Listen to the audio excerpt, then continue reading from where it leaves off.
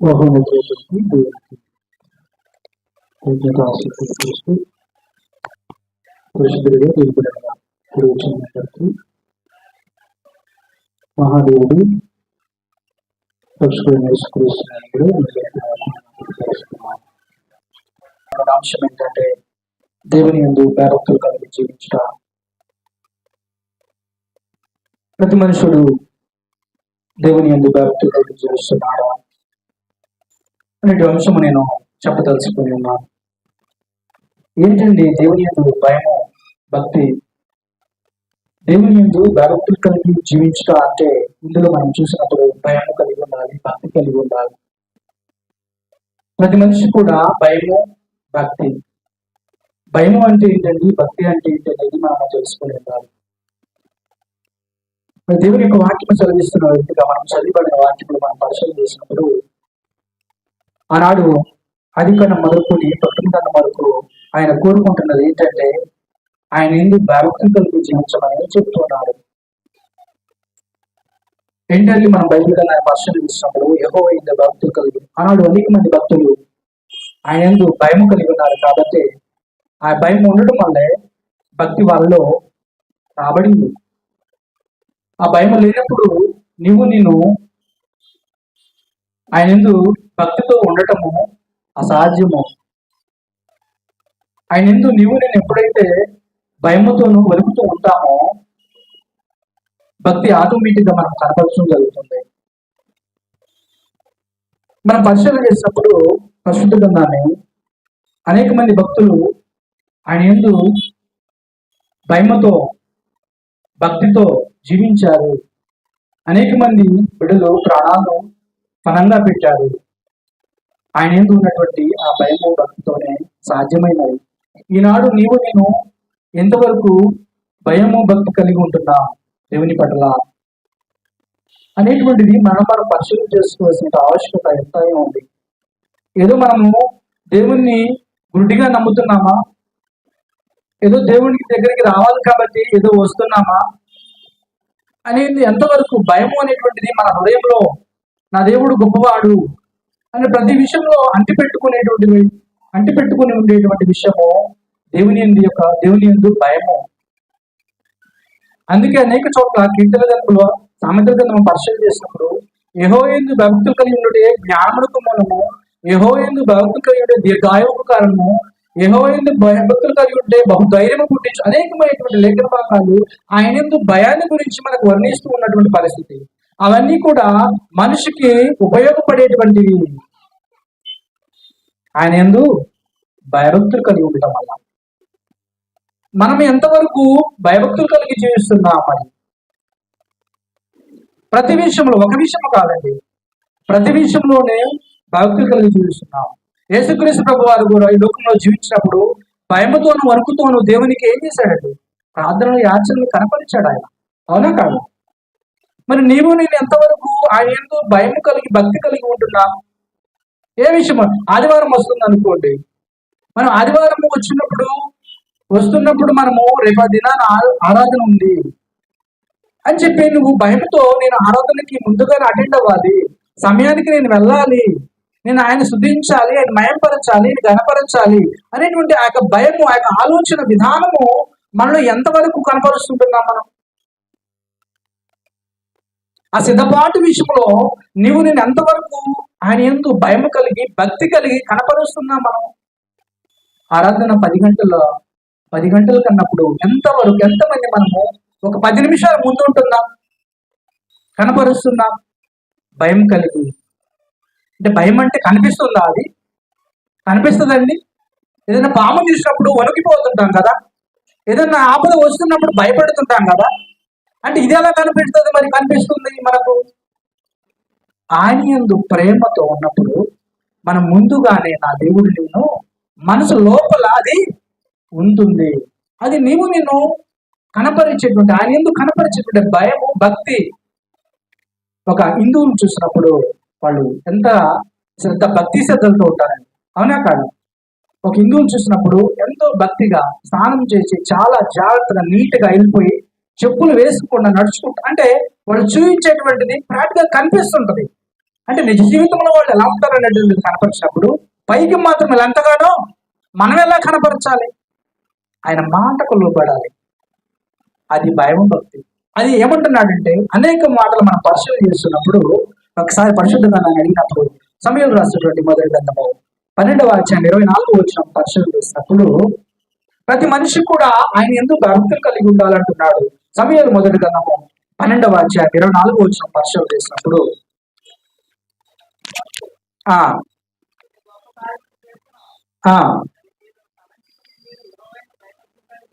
యెహోవా యందు భక్తులు కలిగి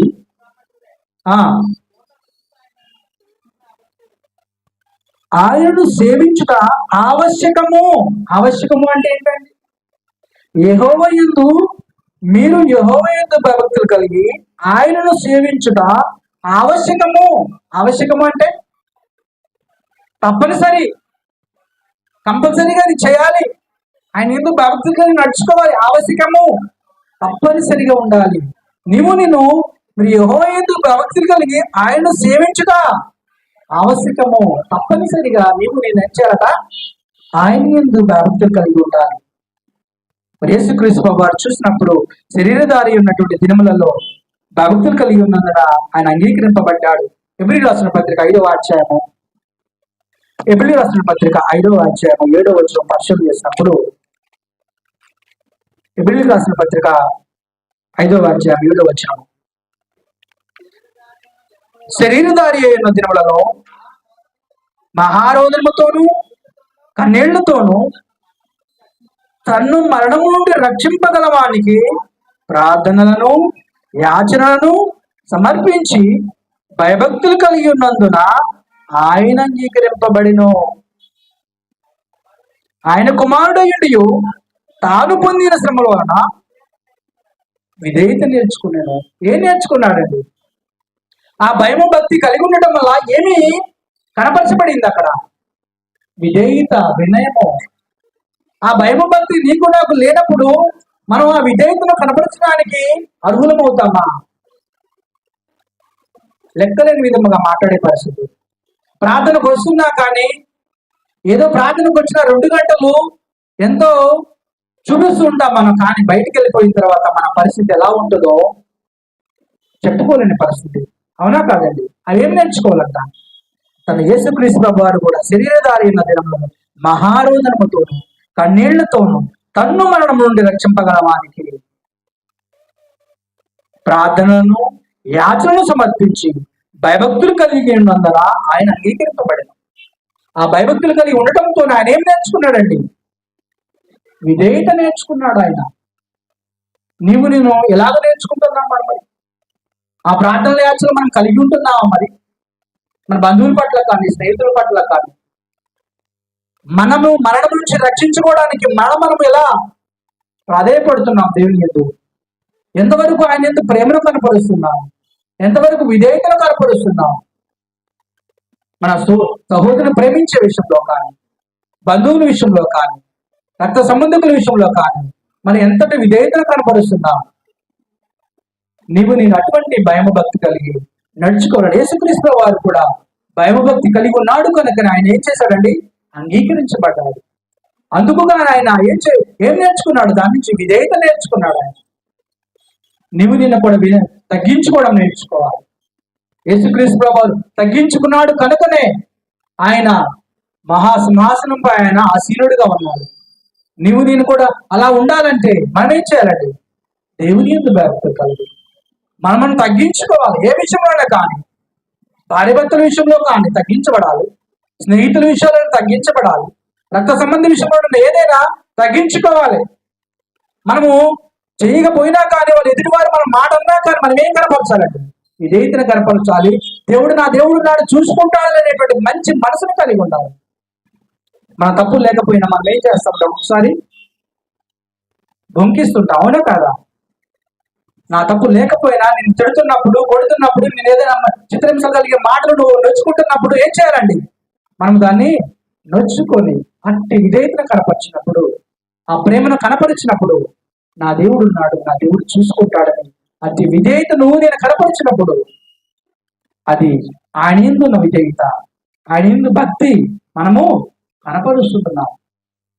ఏ విధంగా కనపరచాలి? ఆయన ఎందుకు భక్తులు కలిగి ఉండాలంటే, మనుషులకి నాడు భక్తి ఉంటుందిలే కానీ భయం లేకున్నది. ఆరాధనకు వచ్చినటువంటి ఆ కొద్ది సమయం మాత్రమే ఉంటున్నారు కానీ ఏదో మాత్రమైనటువంటి భయభక్తులతో కలిగినటువంటి జీవితాన్ని మనుషులు జీవిస్తున్నారు అనడానికి మరి ప్రతి విషయము మనం పరిశీలన చేస్తున్నప్పుడు ఆయన ఎందుకు భక్తులు కలిగి ఉండాలి.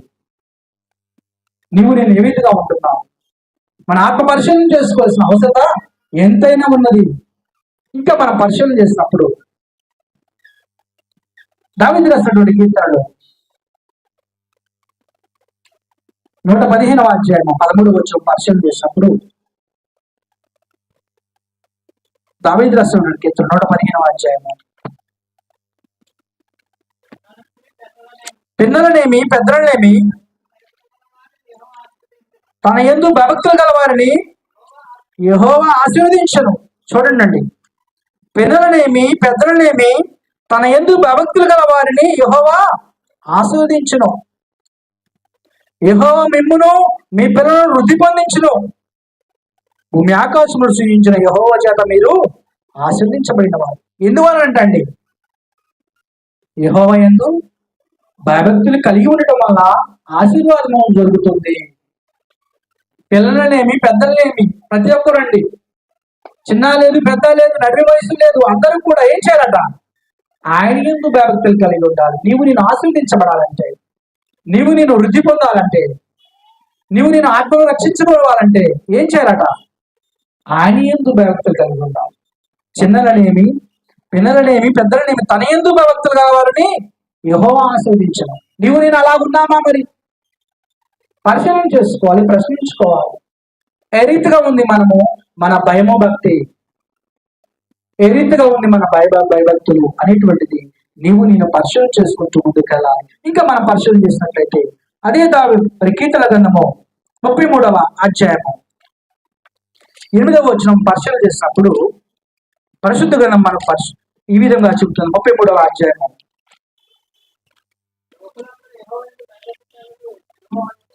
లోకులందరూ యెహోవా యందు భయభక్తులు కలిగి భూలోక నివాసులందరూ ఆయనను వెరవవలెను.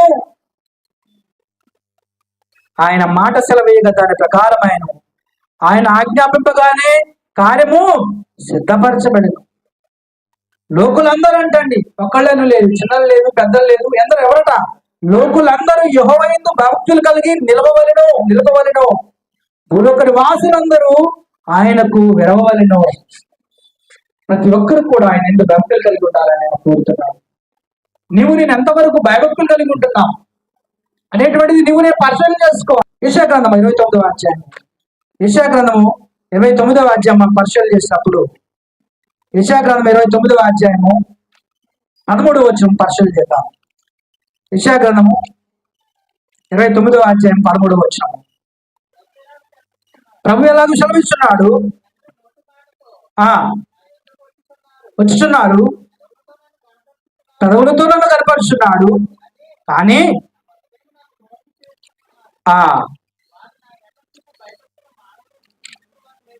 వారు నా ఎడల చూపు భయభక్తులు ఎలా ఉన్నాయటండి? చూసారండి, ఈ ప్రజలు నోటి మాటతో నా ఎద్దుకు వచ్చుచున్నారు, పెదవులతో నన్ను గనపరుచున్నారు, కానీ తమ హృదయమును నాకు దూరము చేసుకుని ఉన్నారు. వారు నా ఎడల చూపు భయభక్తులు మానవుల విధులను బట్టి వారు నేర్చుకొనినవి.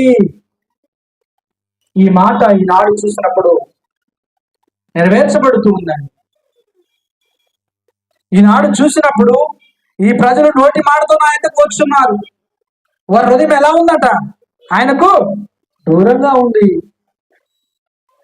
నా హృదయమో ఎలా ఉంది? మరి ఆయనకు దూరంగా ఉందా, దగ్గరగా ఉందా అనేటువంటిది నీవు పరిచయం చేసుకోవాలి.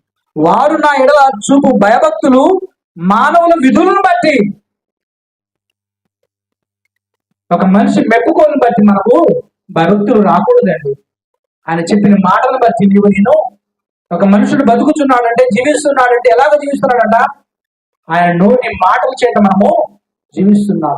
మీరు రొట్టెల వల్ల కాదు, ఆయన నోటి మాట నుంచి వచ్చే మాటను బట్టి నేను బ్రతుకుచున్నాము, చలనము కలిగి ఉన్నాము, ఉనికి కలిగి ఉన్నామంటే ఆయన నోటి మాట చేత నేను బ్రతికి ఉన్నాము. ఆ మాట ఎంతో విలువైనదని, ఆ మాట దేవుని యొక్క వాక్యమని, ఆయన పలకబడిన మాటలే ఈ యొక్క దేవుని యొక్క వాక్యమని, ఆ వాక్యం చేత నేను బ్రతుకుచున్నామని నేనేం చేయాలండి?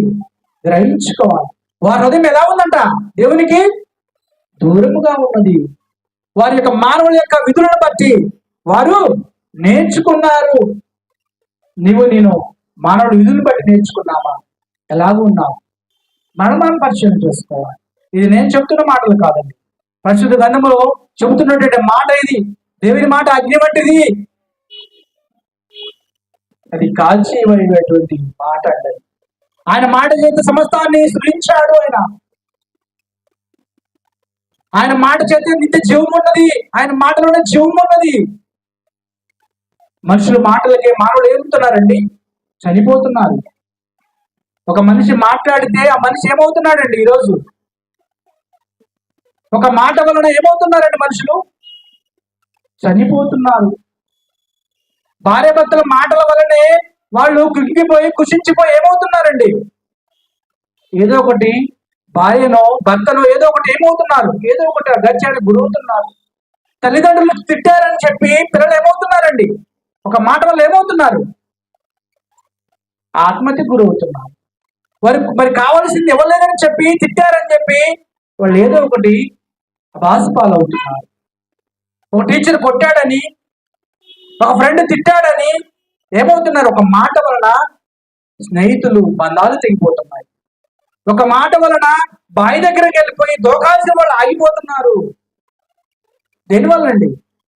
ఒక మాట వలన. ఒక మాట వలన ప్రపంచ దేశాలు ఏమవుతున్నాయండి ఈనాడు? రీసెంట్ గా ఇరాక్ జరిగినటువంటి యుద్ధము, అవునా కాదండి? ఉక్రెయిన్కి మరి జరిగినటువంటి యుద్ధాలు, రష్యా ఉక్రెయిన్ యుద్ధాలు ఒక మాట వలన ఏమవుతున్నాయండి? ఇప్పటికీ ఇంకా జరుగుతూనే ఉన్నవి. వాళ్ళ మధ్య అంతర్జాలు జరిగిపోయి అన్యాయమైనటువంటి పేద ప్రజలు అన్యాయపోతున్న పరిస్థితులు. ఎందువలనండి? ఒక మాట వలన, మనుషుల మాటల వలనే, అవునా కాదండి? అదే మాట వలన ఏమిస్తానంటాడండి? ఆయన నిత్య జీవము ఇస్తానంటున్నాడు. ఆ మాట వలన నిత్య జీవము నీకు నాకు కలుగుతుందంటే ఆ మాటలు వినకుండా మనుషుల మాటలకు మనిషి నలిగిపోతున్నాడు, చిత్రహింసలు గురవుతున్నాడు. ఈ దినాలు చూసినట్లయితే మనుషుల విధులను బట్టి ఏమవుతున్నారంట? వారు నేర్చుకుంటున్నారు. మనుషుల మాటలను బట్టి, తల్లిదండ్రులు అనుకునే మాటలను బట్టి బిడ్డలు నేర్చుకుంటున్న పరిస్థితులు, స్నేహితులు అనుకునే మాటలను బట్టి బిడ్డలు నేర్చుకునే పరిస్థితి. అందుకే అంటున్నాడు ఆయన, మానవుడు వారు నా ఎడల చూపు భయభక్తులు మానవుల విధులను బట్టి వారు నేర్చుకుంటున్నారు. మనిషి మాటకి ఇంత పవర్ ఉన్నప్పుడు దేవాది దేవుని మాటకి ఎంత పవర్ ఉందో చెప్తున్నాడండి ఆయన. ఆ మాటకు జీవం ఉంది, నిత్య జీవము. ఆయన మాట దేవుని యొక్క వాక్యము. ఆ మాటకు నీవు నేను లోబడాలి. ఆ మాటకు నీవు నేను భయభక్తులు కలిగి జీవించాలని చెప్తున్నాడు ఆయన. ఆ మాటకు నీవు నేను ఎంతవరకు విలువనిస్తున్నాం, భయభక్తులు కలిగి జీవిస్తున్నాం, ఆ మాటకు నీవు నేను ఎంతవరకు లోబడి నడుచుకుంటున్నాం, ఆ మాటకి ఎంత విధేయతను చూపిస్తున్నాం. ఇంత జరుగుతున్నా, ఇన్ని మాటలు, ఇన్ని వర్తమానాలు, ఇన్ని పాటలు పాడుతున్నప్పటికని వింటున్నాము. కానీ ఈ మొండబడిన హృదయంలోకి, మూడిబారిన హృదయంలోకి మనము వాటిని వెళ్ళనట్లేదు. ఆ మాటకి ఎంత పవర్ ఉందండి? ఎముకల లోపలికి వెళ్ళి, కీళ్లను మూలుగు లోపలికి వెళ్ళి మార్చేటువంటి క్యాపబిలిటీ ఉన్నది ఆ మాటకి, దేవుని మాటకి. మనుషుల మాటలకే మానవుడు చనిపోయేదాకా వస్తున్నాడంటే మనిషి మార్చగలిగేటువంటి ఇది మాత్రకమైన మాటకు నీవు నేను లోబడుతున్నామా? ఎంత విలువిస్తున్నాము? ఎంత విధేయతను కనపరుస్తున్నాం మనము? పైకి మాత్రమే భక్తి కలిగి మన హృదయము దేవునికి దగ్గరకు ఉండలేకపోతుందేమో ఆలోచన చేసుకోవాలి. ప్రియమైనటువంటి దేవుని బిడ్డలారా, మన జీవితము స్వల్పము, ఈ జీవితము చాలా చిన్నది. ఎప్పుడు ముగిసిపోతుందో తెలియని పరిస్థితులు. ఈ దినానేమైపోతామో బయటికి వెళ్ళిపోయినటువంటి పరిస్థితి, లోపలికి రానేటువంటి పరిస్థితి ఈ రోజులు, అవునా కాదండి? అయ్యో ఇప్పుడే వెళ్ళిపోయాడు కదా ఆయన, ఇంతకుముందే నాతో మాట్లాడాడు కదా అనేటువంటి పరిస్థితి. ఆ మనిషి తిరిగి ఇంటికి రాలేని పరిస్థితి. సమయం ఉండగానే మనము దీపం ఉండగానే ఏం చేయాలండి? ఇల్లు చక్క పెట్టుకోవాలి. ఆయన ఎందుకు భక్తులు కలిగి ఉన్నారని చెప్తున్నావేమో, పైకి మాత్రం భక్తి గారి వారు ఉన్నామేమో. కాదండి, ఆయన హృదయాన్ని అడుగుతున్నాడు. ఆ హృదయము భక్తులు కలిగిన హృదయం కదా. నేను క్రియరూపం దాల్చి ఆయన ఇందు భక్తులు కలిగి బిడ్డలుగా నేను జీవించవలసినది ఆవశ్యకత ఎంతైనా ఉన్నది. అది తప్పనిసరి. ఎందుకంటే నేను రక్షించబడాలి. యేసుక్రీస్తు వారు కూడా ఆయన ఏం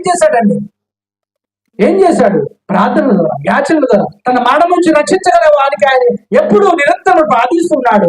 ఆయన దేవుని దృష్టికి అంగీకరించబడ్డాడు. నేను కూడా అంగీకరించబడాలి. ఎలా అంగీకరించబడతాం? నేను ఆ ప్రార్థనలు, యాచనలు కనపరిచి భయభక్తులు కలిగి ఉండాలంటే, అంగీకరించబడాలంటే ఎలా అంగీకరించబడతాం?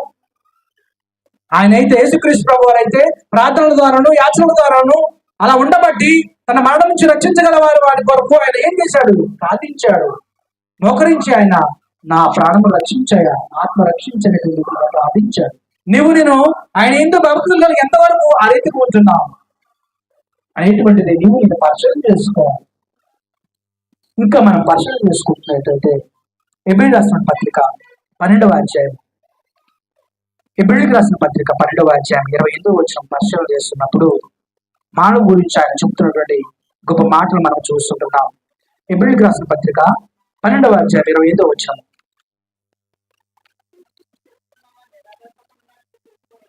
ఆ 12వ అధ్యాయం 28వ వచనం.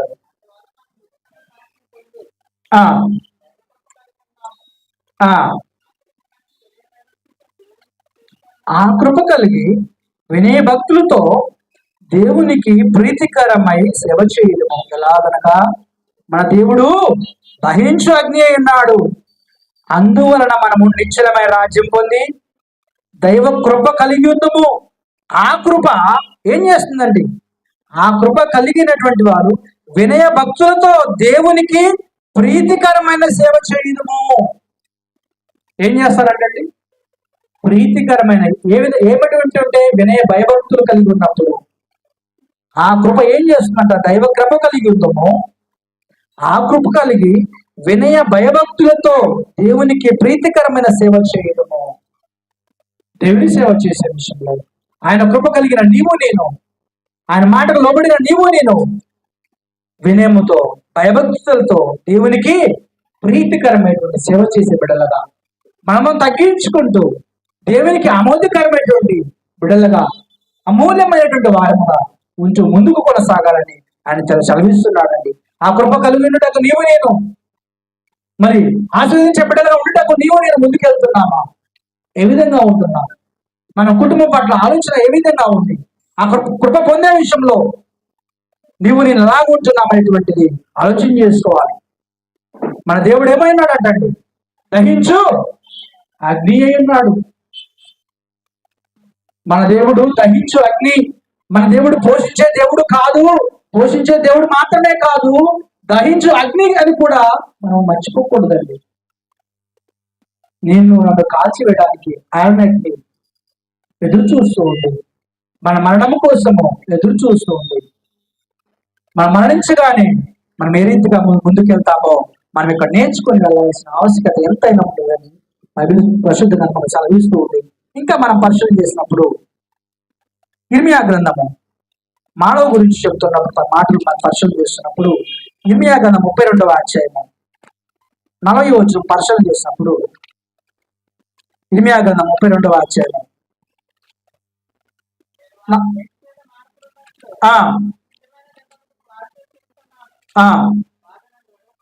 వారు నన్ను విడవకూడినట్లు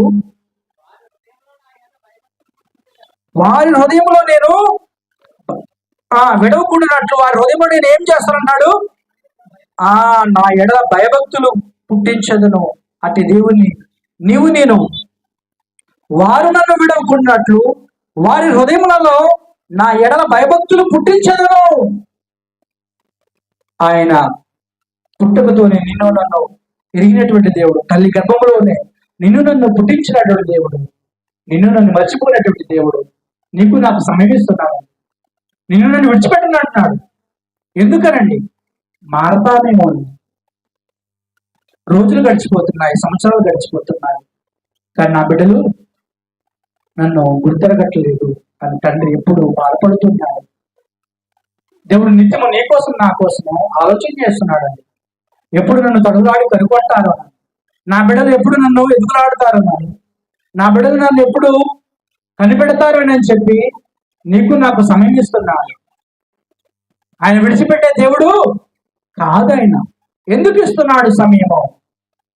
ఆయన ఎందు నీవు నేను భక్తులు కలిగి ఉండాలని, ఆయనను నీవు నిన్ను సేవించాలని, ఆయనను నీవు నిన్ను కొనియాడాలని, ఆయనను నీవు నిన్ను గణపరచాలని.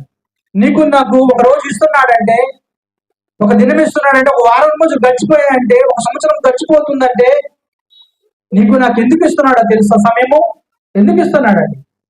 నీవు నేను మార్పు చెందుతామేమోనని, ఆయన కనుగొంటామేమోనని. ఆయన ఎందరైతే తడువులాడు కనుగొందరు అని చెప్పేసి అపోస్తుల కార్యము రాయబడింది. ఆయన ఎందు నీవు నేను ఎప్పుడు తెలుసుకుని భక్తి కలిగి జీవిస్తామేమోనని నేను ఆ బ్రతుకు ఏం చేస్తున్నాడు? ఆయన రోజులు ఇస్తున్నాడు. నీవు నేను బ్రతుకుతున్నావంటే ఆయన ఇచ్చిన కృపాది మర్చిపోకూడదు. ఆయనకు నీవు నిన్ను కృతజ్ఞతలు తెలియపరచాలి. ఉదయాన్నే లేవగానే ఎంతమంది మనము ఈ రోజు లేవగానే ఆయన కృతజ్ఞతలు తెలియపరచాలి? ఈరోజు ఉదయకాలంలో లేవగానే అయ్యా నాకు ఈ దినాన్ని అనుగ్రహించావు అని ఎంతమంది ఆయనకి మనము కృతజ్ఞతలు తెలియపరిచాము? ఎంతమంది తెలియపరిచారు? చేతులు ఎత్తండి. మీ అందరికీ వందనాలు. తెలియపరిచిన వాళ్ళకి కూడా వందనాలు. తెలియపరచడానికి మనము ముందుకు సాగుదాం. అనేక మంది బిడ్డలండి ఈ దినాన్ని చూడలేదు. వాస్తవం అది. మనము చూసామంటే దేవుని ఉచితమైన కృప. మనం బ్రతుకున్నామంటే ఆయన పెట్టిన భిక్ష అండి అది. ఇందులో ఉన్నటువంటి దీపము ఆరిపోతుంది. ఎప్పుడు ఆరిపోతుందో తెలియని పరిస్థితులు ఆయన విడిచిపెట్టినన్నాడు. ఏమంటున్నాడండి ఆయన? వారు నన్ను విడుకున్నట్లు వారి హృదయములలో నా ఎడల భక్తులు పుట్టించదను. ఆయన అవకాశాన్ని ఇస్తున్నాడండి. దినదినము అవకాశాన్ని ఇస్తున్నాడు. మనమేం చేయాలి? తెలుసుకోవాలి. ఆయన గుర్తెరగాలి. ఆయన మాటకు లోబడాలి. లోబడిన ఈ జీవితము మారు మనసు ద్వారా అపక్షమాపం నుంచి ఆయనలోకి మనము వచ్చే బిడ్డలుగా ఉండాలని కోరుతున్నాడండి. అతి భయభక్తులు నీవు నేను కలిగి ఉంటున్నామా? ఆయన ఎందుకు భయము భక్తి కలిగి ఉంటున్నామా? భయము కలిగి లేకుండా ఓన్లీ భక్తితో ఉంటున్నావా? భక్తి లేకుండా భయము కలిగి లేకుండా ఉంటున్నావా? భక్తి ఉండి భయం లేకుండా, భయం కలిగి భక్తి లేకుండా ఉంటున్నావా? ఏ విధంగా ఉంటున్నావు? ఈనాడు మనుషులు చూసినప్పుడు భక్తి మాత్రం అలా కనపడుతున్నాడు, కానీ ఆయన ఎందుకు భయం లేదండి. పైకి మాత్రము భక్తి కనిపిస్తూ ఉంది, భయం మాత్రం ఏ రీతిగా మాత్రము ఎంత మాత్రమో లేదు నరునికి. పైకి మాత్రం భక్తి కలిగి ఆ 2 గంటలు అలా కూర్చొని మనసు ఎక్కడో పెట్టేసి, ఎక్కడో ఎవరితో మాట్లాడాలను ఏదో పని మీద వచ్చేసి కూర్చొని వెళ్ళిపోయేటువంటి వారు ఉంటున్నారు. కానీ నిజమైన భయము కలిగి నా దేవుడు ఇక్కడ ఉన్నాడు, ఎక్కడ 2-3 నా నామమును కూడి ఉంటారో నేను అక్కడ ఉన్నాను చదివించిన దేవుడు ఇక్కడ ఉన్నాడని చెప్పి ఎంతమంది మనము మన హృదయము ఆయన వైపు కేంద్రీకరించబడుతుంది. మన ఆలోచన భయము కలిగి ఉంటున్నాం, భక్తి కలిగి ఉంటున్నాం. నా దేవుడు ఉన్నాడు ఇక్కడ అని ఎంతమంది నమ్ముతున్నారండి? ఎవరి పనులు వాళ్ళు ఉంటున్నామా? మనుషులుగా కూర్చుంటున్నాం, కానీ ఆలోచన అదేంటి భయము. ఆలోచనకి రావాలి భయము. నేను ఇక్కడ ఉంటున్నా, వాస్తవమేది. నా దేవుని దగ్గరకు వచ్చా నేను, అయ్యో నా ఆలోచన ఎక్కడుంది అని నిర్ణయం చేయాలా? పరిచయం చేసుకోవాలండి. తస్మస్ నాకు తెలియకపోవచ్చు, హృదయ రహస్యాలు ఏంటంటే దేవుడు చూస్తున్నాడండి. హృదయ రహస్యాలు ఏంటంటే దేవుడు చూస్తున్నాడు. ఆయన నేను ఆ మధ్యలో ఉన్నాడనేటువంటి మర్చిపోకూడదు. అదే భయం అండి, అదే భక్తి అండి. ఆ భయము నీ నాలో ఉన్నప్పుడు ఎక్కడికి వెళ్ళినా కానీ ఆ భయాన్ని చూపిస్తాం. ఆ భయభక్తులకి మరి ప్రతిఫలాలు వినయము విధేయత మనం కనపరుస్తాం. అతి భయభక్తి నీలో నాలో ఉందా? ఎంతవరకు మనము కలిగి ఉంటున్నాం? ఆయన ఎందుకు భక్తులు మనుషులు మాత్రలుగా ఉంచు. నీ నా హృదయంలో నుంచి ఆయన పోకుండానట్లు ఆయన నీ నాలో భక్తి పుట్టిస్తానంటున్నాడు. నేను దాన్ని పొందుకోవడానికి ఇష్టపడుతున్నామా? అమూల్యంగా ఉంటున్నామా? అమూల్యమైన వారిగా ఉంటున్నామా?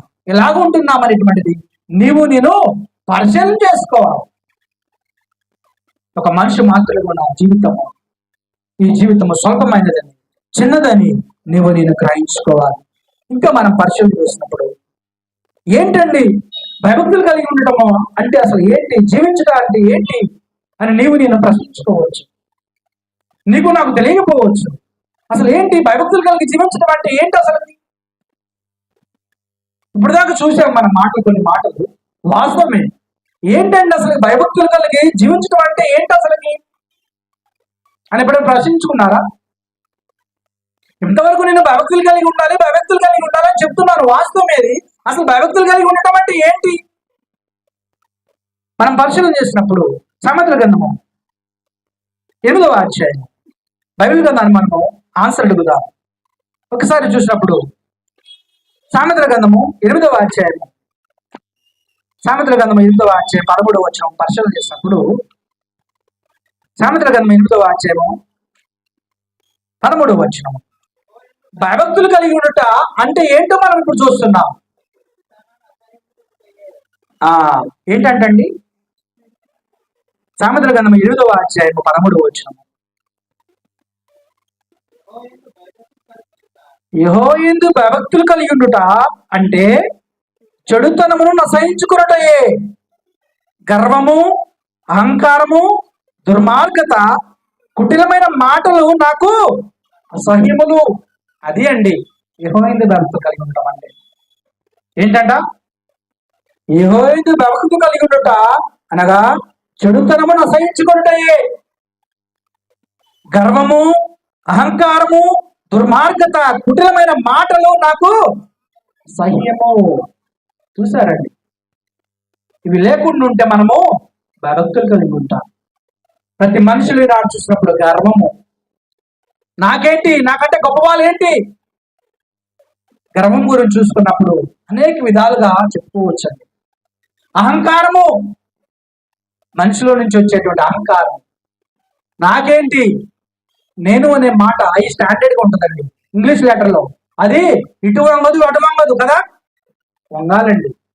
మనిషి మాత్రలు ఉంటున్నా మనము అయ్యని లెటర్ చూసినప్పుడు నేను, అహంకారము, గర్వము ప్రతి మనిషికి ఈనాడు ఉప్పొంగుతున్నటువంటి వాస్తవం పరిశీలన చేసుకున్నప్పుడు గర్వం ఎందుకుడండి, అహంకారిగా ఉంటున్నాడు, అబద్ధికుడుగా ఉంటున్నాడు, దుర్మార్గత, కుటిలమైనటువంటి మాట.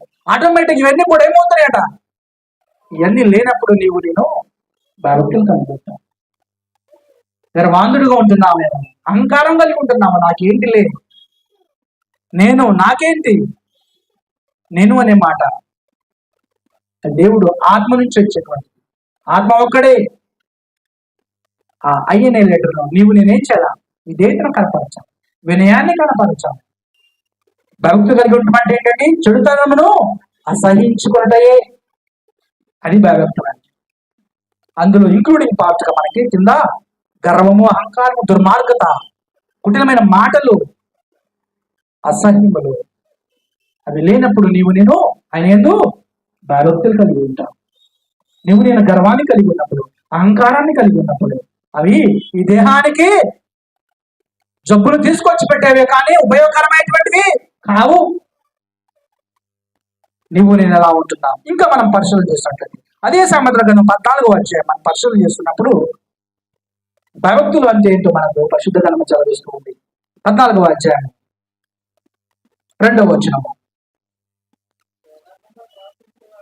యథార్థముగా ప్రవర్తించువాడు యెహోవా యందు భయభక్తులు గలవాడు, కుటిల చిత్తుడు ఆయనను తిరస్కరించువాడు.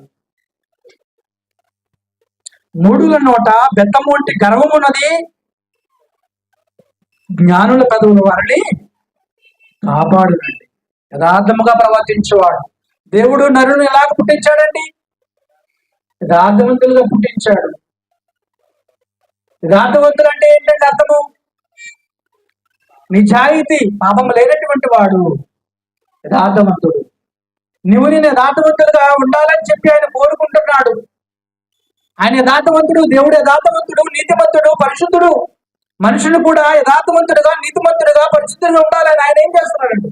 కోరుకుంటున్నాడు. ఆయన యథార్థంగా ప్రవర్తించేవాడు, యెహోవా యందు భక్తి గలవాడు, కుటిల చిత్తుడు, ఆయన తిరస్కరించేవాడు. యథార్థంగా నీవు ప్రవర్తిస్తున్నావు. మరి ఆయన ఎందుకు భక్తులు కలిగి ఉండడం అంటే ఎలా ఉన్నట్లు? ఇప్పుడు యథార్థంగా ఉన్నట్లు. యెహోవా యందు భక్తి కలిగి ఉండడం అంటే ఏంటండి? యథార్థంగా ఉండటమే. యథార్థంగా ఉండటమే యెహోవా యందు భక్తి కలిగి ఉండడం. నేను యథార్థం కలిగి ఉంటున్నావా? యెహోవా యందు భక్తి కలిగి ఉండటం. ఇందాకేం చెప్పామండి? చెడుతనమును విడిచి నడుచుటే. రెండవది ఏంటండి? యథార్థంగా నడుచుకోవడమే యెహోవా యందు భక్తి కలిగి ఉంటాం. ఇంకా మనం పరిశీలన చేస్తున్నప్పుడు కీర్తన గ్రంథము 34వ అధ్యాయం, దావీదు రాసినటువంటి కీర్తన 34వ అధ్యాయం 13వ వచనం పరిశీలన చేద్దామండి. యెహోవా యందు భక్తులు కలిగి ఉండటం అంటే ఏమిటి అనేటువంటిది మనం ఆలోచన చేస్తుంటున్నాం.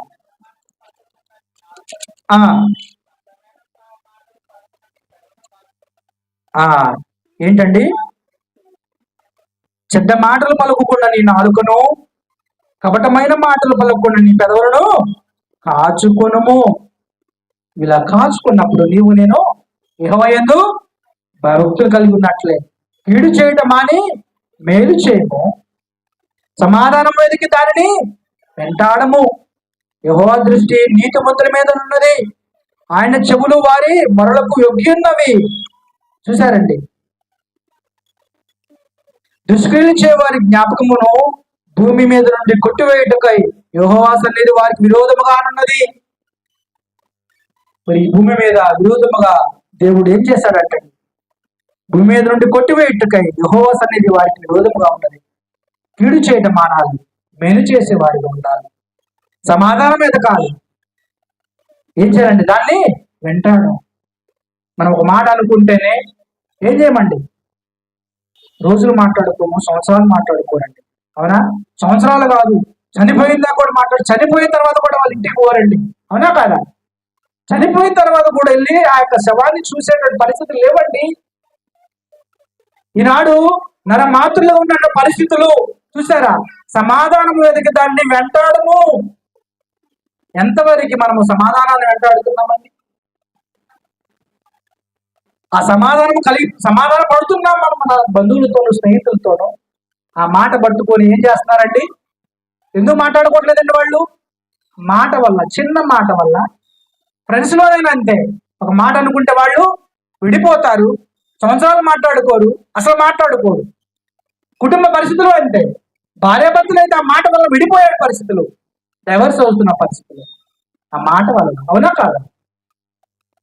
ఆ సమాధానం పడలే పరిస్థితులు. ఏమన్నాడు ఆయన అక్కడ?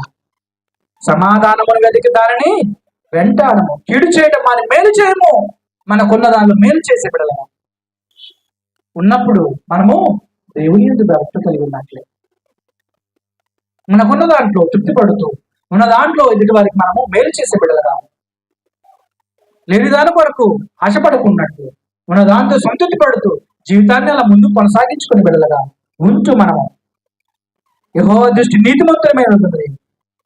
ఆ నీతిమంతులుగా నీవు నేను ఉండాలని ఆనాడు నోవహు ఏం కనపరిచాడండి? నీతిమంతులుగా కనపడ్డాడు. అవునా కాదు? అంతమందిలో ఏం కనపరచబడ్డాడండి? నీతిమంతులుగా కనపడబడ్డాడు ఆయన. ఎవరు?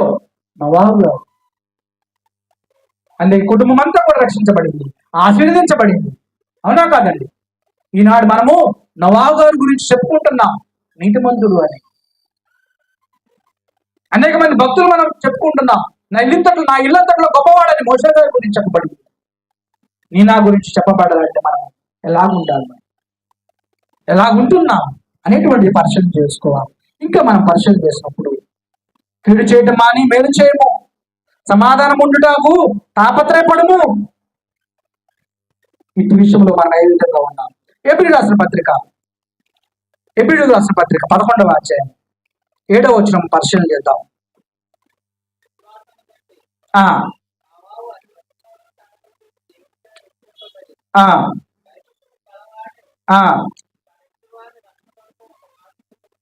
ఆ అందువలన ఆ ఆ దేవుని చేత హెచ్చరించబడిన వాడు ఏమయ్యాడండి? భయభక్తులు గలవాడయ్యాడు. దేవుని చేత మనం హెచ్చరించబడుతున్నాం, ఆయన మాటలు ప్రకటించబడుతున్నవి. మనం ఎంతవరకు భయభక్తులు కలిగి ఉంటున్నాం? విశ్వాసమును బట్టి నోవాహు అది వరకు చూడని సంగతులను గురించి ఎంతవరకు అండి? అంతకుముందు వినటువంటి విషయాల గురించి ఆయన విన్నప్పుడు దేవుని చేత హెచ్చరించబడ్డాడు. ఎవరండి? నోవాహు గారు. హెచ్చరించబడినటువంటి ఆయన ఏమయ్యాడండి? భయభక్తులు గలవాడై తన ఇంటి వారి రక్షణ కొరకు ఒక ఓడను సిద్ధము చేశాను. అందువలన అతడు లోకము మీద నేరస్థాపన చేసి విశ్వాసం బట్టి కలుగు నీతికి వారసుడయ్యాడు. ఎంత గొప్ప మాట! అంతకుముందు ఆయనకు తెలియదు దేవుని యందు నేను భయభక్తులు కలిగి ఉంటానని. తెలియని పరిస్థితులలో ఏమేవాడండి? దేవుని చేత హెచ్చరించబడి భయభక్తులు గలవాడై వినయముతో విధేయత నడుచుకున్నాడు. అట్టి పరిస్థితుల్లో ఉన్నవాడు ఏమయ్యాడండి? నీతికి వారసుడయ్యాడు. ఎందువల్ల అయ్యాడండి? ఒక భయభక్తులు కలిగి ఉండటం వల్లే. భయభక్తులు కలిగి ఉండటం అంటే ఏదో అనుకుంటున్నావేమో మనము. మనుషులు మాత్రం ఈ లోకంలో చూసినప్పుడు ఇది తక్కువైపోయిందండి దేవుడి దృష్టిలో. ఏదో నాకు మాత్రంగా వచ్చి కూర్చునే పరిస్థితులే. ఇందాక చెప్పాడు కదా, వారి హృదయము నాకు దూరంగా ఉన్నది. యెషయా గ్రంథము 1:1 మనం పరిశీలన చేసినప్పుడు ఎదుగుతున్న కామందో ఎదుగును. ఒకసారి మనం పరిశీలన చేద్దాం. యెషయా గ్రంథము 1వ అధ్యాయం 1వ వచనం మనం పరిశీలన చేసినప్పుడు యెషయా గ్రంథము గాడిద సొంత గాడి మరి కాపురం తెలుసుకునే విషయం మనం చూస్తున్నాం. ఆకాశం ఆలకించుము, భూమి చెవియెత్తుము. నేను పిల్లలను పెంచి గొప్పవారినిగా చేసి వారు నా మీద తిరగబడి ఉన్నాం. ఎద్దు తన కామందు ఎరుగును, గాడిద సొంతమాని దొడ్డి తెలుసుకున్నాం. ఇశ్రాయేలులకు తెలియలేదు నా జనుడిగా చెప్పరు. పాపిష్టి జనమా, దోషపూరితమైన ప్రజలారా, దుష్ట సంతానమా, చెరుపు చేయి పిల్లలారా, మీకు శ్రమ. మరి యెహోవాను విసర్జించున్నారు. ఇశ్రాయేలు యొక్క పరిశుద్ధ దేవుని దూషితులు ఆయన విడిచి తొలగిపోయి ఉన్నారు. చూశారండి, ఆకాశం ఆలకించాలి ఆయన చెప్పుకుంటున్నాడు. భూమి చెవి ఎక్కుతాడు, నా ప్రజలు నా మీద తిరగబడి ఉన్నారు. నీవు నేను ఎలాగున్నా ఆయన ఎందుకు భక్తులు కలిగి ఉన్నావు? ఆయన ఎందుకు నీవు నేను ఎంతవరకు భక్తులు కలుగుతున్నావు? భక్తి శ్రద్ధలతో నడుచుకుంటున్నావు. మన ఆత్మరక్షణ కోసం మనము ఎంత త్యాగం చేయాల్సినటువంటి అవసరం, నీవు నేను పరిశీలన చేసుకోవాల్సిన అవసరం ఎంతైనా ఉన్నది మనకు. మరి భక్తులు చెప్తూ ఉన్నటువంటి మాటలు చూస్తుంటున్నాం. ఆనాడు చూసినప్పుడు అనేక మంది భక్తులు, ఆనోకు కానీ, అబ్రహాము కానీ, యోసేపు, మోషే, దావీదు గారు, అనేక మంది భక్తులు, మరి పౌలు గారు వంటి భక్తులు జీవితాలను పరిశీలన చేసినప్పుడు మనం నీవు నేను ఏ విధంగా దేవుని యందు భక్తులు కలిగి జీవించాలో మనకు అర్థమవుతుందండి. ప్రతి మనిషి కూడా ఇది పేరుకు మాత్రమే మనము నా మాత్రం క్రైస్తవులు ఉంటున్నామా? ఏదో ఆదివారం వచ్చింది కాబట్టి ప్రార్థన రావాలని ఏంటంటే ఆలోచనతో ఏదో 1 గంట 2 గంటల సేపు కూర్చొని వెళ్ళిపోతున్నామా? ఏ రీతిగా ఉంది మన భక్తి? ఇక్కడ నుంచి వెళ్ళిన తర్వాత కూడా మన హృదయంలో అటు భయం తెచ్చుకోవాలి. అటు భక్తి జీవితాన్ని నీవు కనపరచాలి. మనంగా ఆయన్ని స్తుతించే బిడ్డలుగా, మయంపరిచే బిడ్డలుగా, గలపరిచే బిడ్డలుగా ఉండాలని అనుకోవచ్చున్నాడు. ఈ జీవితం ఎప్పుడు ముగిసిపోతుందో తెలియదు. అనేక మంది బిడ్డలు ప్రార్థిస్తూ అనేక మంది బిడ్డలు చనిపోతున్నారు. కూర్చున్న బిడ్డలు కూర్చున్నట్లు చనిపోతున్నారు. నడిచినట్లు చనిపోతున్నారు. బండి మీద ఉన్నటువంటి బండి మీదే హార్ట్ అటాక్ తో చనిపోతారు. బస్సు డ్రైవర్ రీసెంట్ గా నిన్నగాక మొన్న మా ఏరియాలో హార్ట్ స్ట్రోక్ వచ్చినప్పుడు ఆ బండి మరి చాలా దూరం వెళ్ళిపోయిన తర్వాత సైడ్ లోకి వెళ్ళాక బ్రేక్ తొక్కేసి ఆయన అలాగే ప్రాణాలు వెళ్ళాడు. అనేక మంది, కనీసం ఒక 100 మంది ప్రజలు బస్సులో ఉన్నారు. ఏం జరుగుతుందో తెలియని పరిస్థితి, ఏమవుతుందో తెలియని పరిస్థితి, ఎప్పుడు చనిపోతామో మనకు తెలియని పరిస్థితి. కడవరకు నమ్మకంగా ఉన్నాం. ఈ జీవితము కొద్దిపాటిది, అల్పమైన జీవితానికి అనేకమైన ఇరుకులు, శోధనలు, బాధలు, అనేకమైన సమస్యలు, సతమవుతున్న పరిస్థితులు, మనం భరించలేనటువంటి అనేకమైన పరిస్థితులు మనం చోటు చేసుకుంటున్నప్పుడు ఆయన ఎందుకు అనేక మంది భక్తులు చిత్రహింసలు పెడుతున్నప్పటికీ వారు ప్రాణాలు చేకూర్చారు. మనకైతే ఇది బైబిల్ గ్రంథం మన చేతిలో ఉంది. మనం చాలా మరి ఆయన దగ్గరకు వస్తున్నాం. ఆయన నామాన్ని శుద్ధించి మయంపరచడానికి అంత అర్హతలు ఇచ్చాడు ఆయన యేసుక్రీస్తు ప్రభువు కలవరగిరిలో ప్రయాణం. ఈనాడు నేను ఆయన ఎందుకు భక్తులు కలిగి ఉండటానికి, జీవించడానికి నామకార్థ క్రైస్తవులుగా మిగిలిపోతామేమో, నామకార్థంగా వచ్చి వెళ్తున్నామేమో ఆలోచన చేసుకోవాలి సుమా. ఎందుకంటే ఈ జీవితము చిన్నది. నమ్మి బాప్తిజం పొందిన వాడు రక్షించబడను, నమ్మని వానికి శిక్ష విధించబడను. నువ్వు నేను నమ్మి ఆయన ఎందుకు భక్తులు కలిగి ఆయనకు మరి ఆయన ఎందుకు అమూల్యమైన బిడ్డలను మనను మన ఆత్మ రక్షించుకునే బిడ్డలను యేసుక్రీస్తు ప్రభువు వారికి తన మరణం నుంచి ఎవరు రక్షిస్తారా అని చెప్పి ఆయన గోజాడండి, కన్నీటితో ప్రార్థించాడండి. అవునా కదా, మూలిగాడండి ఆయన మన కోసం కలవరికి బలియాగమయ్యాడు. అంత ప్రేమమయ్య ఆయన అంత తగ్గించుకున్నా. నేను ఆ దేవుడు ఆయన కోసం నేనేం చేస్తున్నా. మన హృదయాన్ని ఆయనకి ఇలా పోతున్నామా? ఎలాగుంది మన జీవితము? ఎంతవరకు భక్తులు కలిగి నడుచుకుంటున్నాం? ఆయనకి ఇష్టమైన బిడ్డలుగా, యథార్థవంతులుగా, నీతిమంతులుగా, నిందారహితులుగా ఉండాలని ఆయన కోరుకుంటున్నాడు. నేను ఎంతవరకు ఉంటున్నా? మన మాటలను, ప్రవర్తనను, పవిత్రతను, విశ్వాసం ప్రేమలను, విశ్వాసం మాదిరిగా ఉండాలని చెప్పిన నేను ఆ దేవుడు నన్ను విడిచిపెట్టమంటున్నాడు. నేను ఆ మాట కొరకు ఎదురు చూస్తున్నాడు. ఆయన ఎలాగుంటుంది మన జీవితము అనేటువంటిది మనం పరిశీలన చేసుకుంటాం. ఆయన ఎందుకు భక్తులు కలిగి జీవిస్తూ మన ముందుకు కొనసాగాలి తెలియపరుస్తూ ఈ కొద్ది మాటలు మరి అతి అవకాశం ఇచ్చినటువంటి దేవాది దేవునికి ఆశలు తెలియపరుస్తూ నన్ను నేను హెచ్చరించుకుంటూ మీ అందరినీ హెచ్చరిస్తూ ఇటు అవకాశం ఇచ్చిన దేవునికి అదే రీతిగా సహోదరి ప్రియుడు మనోహర్ గారికి, కిషోర్ గారికి, మీ అందరికీ నాకు ఆశలు తెలియపరుస్తూ కొద్ది మాటలు మరొక ప్రయత్నం చేయడానికి అందరికీ వందనాలు. ఈ యొక్క అవకాశము అధ్యక్షుల వారికి అప్పచెప్తూ ఉంటున్నాను.